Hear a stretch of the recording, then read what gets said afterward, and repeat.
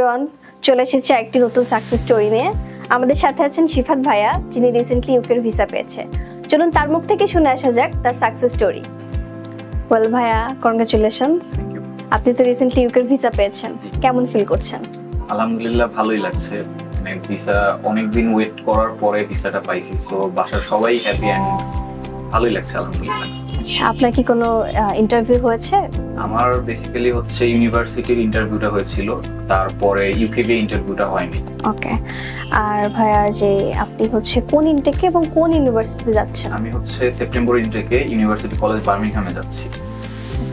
আপনি তো এডুকেশন অ্যাক্টের পক্ষ থেকে সবকিছু কমপ্লিট করেছেন, সো ডকুমেন্টেশনের ক্ষেত্রে কি ওরা সব সম্পূর্ণ আপনাকে হেল্প করেছে? ডকুমেন্টেশনের ক্ষেত্রে যদি বলি, আমি 24/7 হেল্প পেয়েছি। আমার কনসালটেন্ট হিসেবে ছিল মেঘনা আপু। মেঘনা আপু যথেষ্ট হেল্প করেছে, এমনকি দেখা গেছে আপনাদের যে অফিস আওয়ারের পরে লাইক 7টা-8টার দিকে মেসেজ দিলেও মেঘনা আপু যথেষ্ট হেল্প করেছে আমাকে। ওকে ভাইয়া। আর যে নেক্সটে যদি কেউ হায়ার স্টাডিজের জন্য দেশের বাইরে যেতে চায়, আপনি কি এডুকেশন অ্যান্ডকে রিকমেন্ড করবেন? অবভিয়াসলি আমি রেকমেন্ড করব, বিকজ আমি যে হেল্পটা পেয়েছি আশা করি আদার্স যারা আসবে তারাও সেম হেল্পটাই পাবে।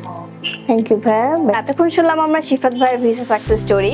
আপনারা যারা হায়ার স্টাডিজের জন্য দেশের বাইরে যেতে চান, এখনই নিচের দেওয়া লিংকে ক্লিক করুন অথবা সরাসরি অফিস ভিজিট করুন।